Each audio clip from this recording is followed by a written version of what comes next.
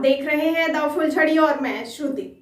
नदियों और समुद्रों में रहने वाले दोनों तरह के डॉल्फिन के संरक्षण के लिए प्रधानमंत्री नरेंद्र मोदी द्वारा 2020 के स्वतंत्रता दिवस पर घोषित प्रोजेक्ट डॉल्फिन 1.5 साल से अधिक समय सीमा बीत जाने के बावजूद शुरू नहीं हो सका है। जी हां, प्रधानमंत्री ने साल 2020 में स्वतंत्रता दिवस के अवसर पर घोषणा की थी कि हम एक और काम को बढ़ावा देना चाहते हैं और वह नदियों और समुद्र में रहने वाली दोनों तरह की डॉल्फिन पर ध्यान देने का है।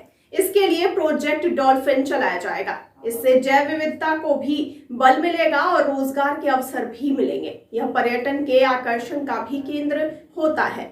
इस दिशा में हम आगे बढ़ने वाले हैं। आपको बताते चलें कि इस बारे में पूछे जाने पर सूत्रों ने बताया कि प्रोजेक्ट टाइगर की तर्ज पर प्रोजेक्ट डॉल्फिन की अवधारणा रखी गई है। यह परियोजना वन एवं पर्यावरण मंत्रालय के अधीन है और इसमें जल शक्ति मंत्रालय की सहायक भूमिका है। उन्होंने बताया कि वन एवं पर्यावरण मंत्रालय ने दिसंबर सन 2021 में इस परियोजना के संबंध में कैबिनेट नोट तैयार करके विचारार्थ भेज दिया था। प्रोजेक्ट डॉल्फिन की प्रगति के बारे में पूछे जाने पर एक सूत्र ने बताया कि 15 मार्च सन 2022 को जल शक्ति मंत्री गजेंद्र सिंह शेखावत की अध्यक्षता में अधिकार संपन्न कार्यबल ETF की 9वीं बैठक हुई थी। आपको बताते चलें कि उन्होंने बताया कि इस बैठक में डॉल्फिन सहित गंगा संरक्षण की उपयुक्त कार्य योजना सुनिश्चित करने, इसके क्रियान्वयन से जुड़े कार्यों की निगरानी करने और इस संबंध में पेश आ रही बाधाओं को दूर करने पर विचार किया गया। समझा जाता है कि इस बैठक में प्रोजेक्ट डॉल्फिन पर अब तक हुई प्रगति की समीक्षा भी की गई। बैठक में परियोजना में देरी से जुड़े पहलुओं पर भी विचार किया गया और इसमें आने वाली बाधाओं को दूर कर इसे तेजी से लागू करने पर जोर दिया गया।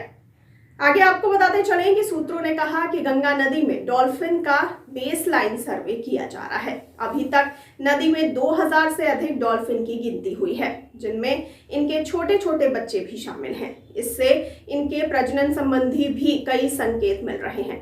वहीं वन एवं पर्यावरण मंत्री भूपेंद्र यादव ने 25 मार्च को राष्ट्रीय वन्यजीव बोर्ड की स्थानीय समिति की 67वीं बैठक की अध्यक्षता की थी। इस बैठक में स्थायी समिति ने कई महत्वपूर्ण नीतिगत मुद्दों और राज्य सरकारों एवं केंद्र शासित प्रदेशों के प्रशासन की ओर से भेजे गए वन्यजीव मंजूरी के प्रस्तावों पर चर्चा की थी। सूत्रों ने बताया कि बैठक में प्रोजेक्ट डॉल्फिन पर भी चर्चा हुई और इस बात पर जोर दिया गया कि स्वस्थ जलीय पारिस्थितिकी तंत्र पृथ्वी की समग्र सेहत को बनाए रखने में मदद करते हैं।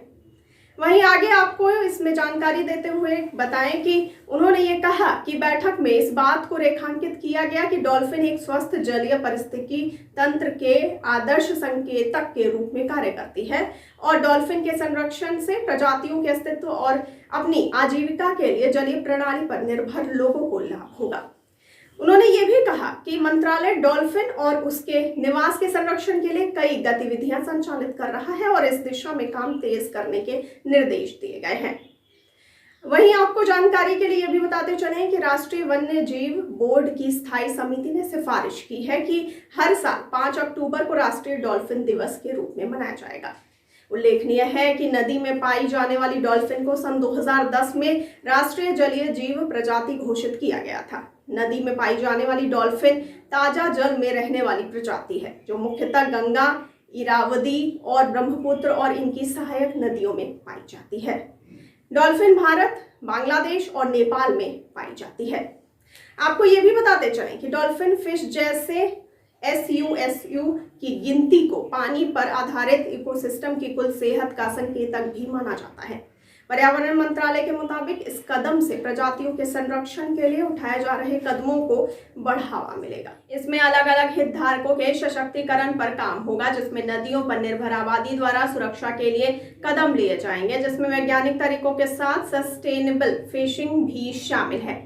पर्यावरण मंत्रालय के अधिकारियों ने बताया कि यह 10 साल लंबा प्रोजेक्ट होगा। आपको बताते चलें कि गंगा और ब्रह्मपुत्र जैसी बड़ी नदियों में पाए जाने के अलावा इस प्रजाति को नदियों की छोटी सहायक नदियों में भी पाया जाता है, जिसमें चंबल, सोन, गंडक, घाघरा, कोसी आदि जो शामिल हैं।